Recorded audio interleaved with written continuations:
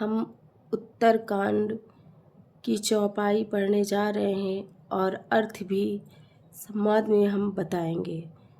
कृपा सिंधु जब मंदिर गए, पुर नर नारी सुखी सब भये।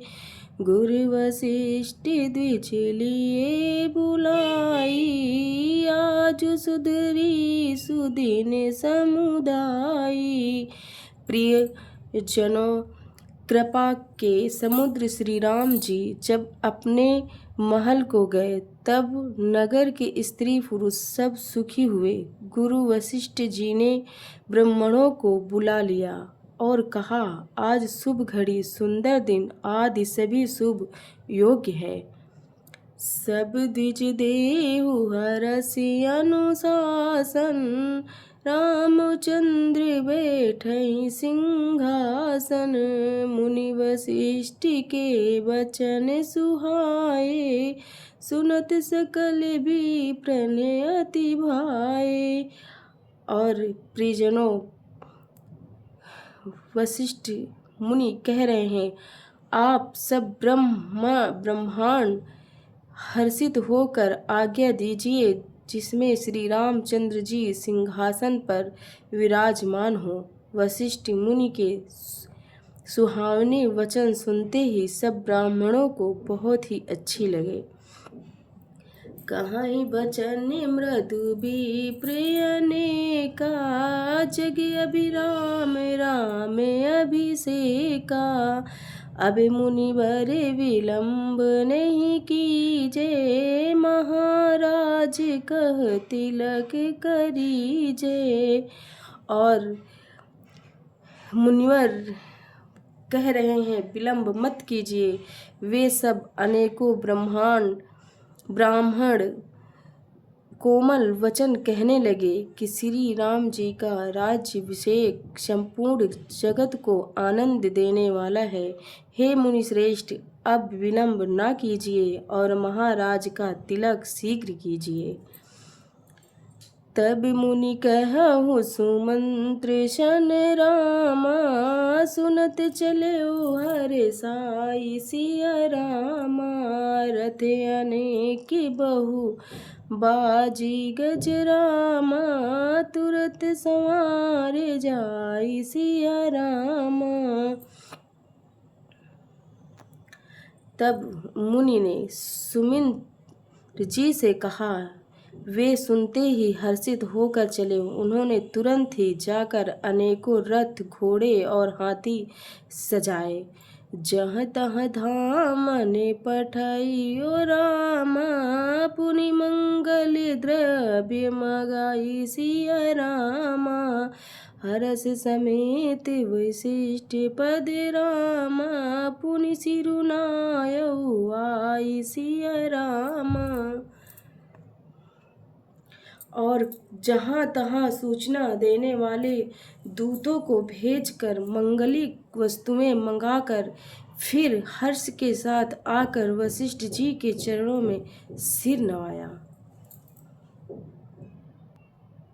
और अब हम 9वां पारायण 8वां विश्राम पढ़ने जा रहे हैं। उनकी चौपाइयाँ बहुत ही सुंदर हैं।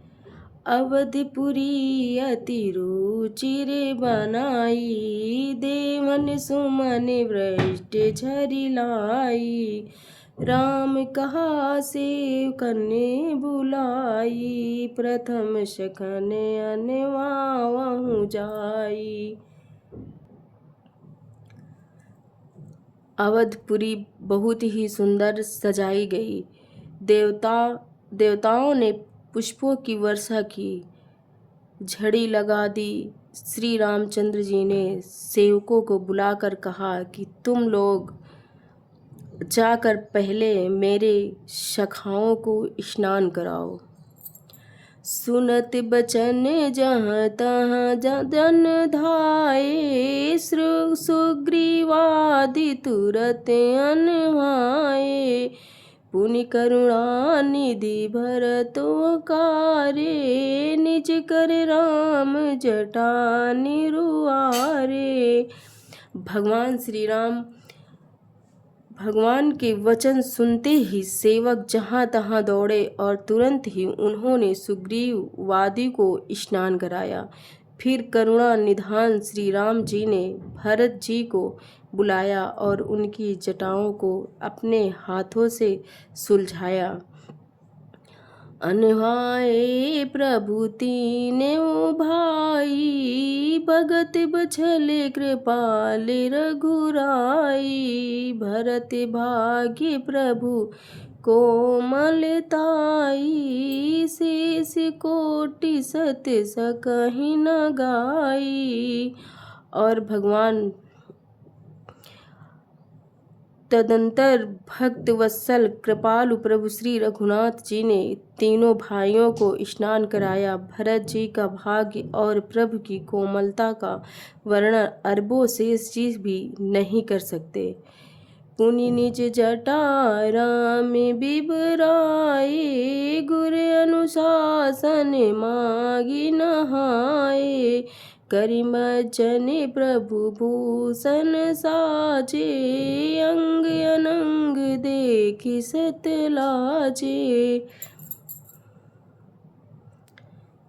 फिर श्री राम जी ने अपनी जटाएं खोली और गुरु जी की आज्ञा मांगकर स्नान किया। स्नान करके प्रभु ने आभूषण धारण किए। उनके सुशोभित अंगों को देखकर सैकड़ों असंख्य कामदेव लजा गए। सासुन सादर जानकी रामा, मज्जन तुरत कराई सिया रामा। दिव्य बसन बर भूषण रामा, अंग अंग सजे बनाई सिया रामा। और हम दोहा पढ़ करके उसका अर्थ बताते हैं। इधर सासुओं ने जानकी जी को आदर के साथ तुरंत ही स्नान करा के उनके अंग में दिव्य वस्त्र और श्रेष्ठ आभूषण भली भांति सजा दिए, पहना दिए। राम बामे दिसि शोभति रामा, रमा रूप गुण खानि सिया रामा। देखी मातु सब हरसियो रामा, जन्म सुफल निज जानि सिया रामा। और श्री राम के बाईं ओर रूप और गुणों की खान रमा श्री जानकी जी शोभित हो रही हैं। उन्हें देखकर सब माताएं अपना जन्म जीवन सफल समझकर हर्षित हुई। सुनि खगेश तेहि अवसर रामा, ब्रह्मा शिव मुनि वृंद सिया रामा। चढ़ी विमान आए सब रामा, सुर देखन सुख कंद सिया रामा। बोलो श्री रामचंद्र की जय, लखन लाल की जय।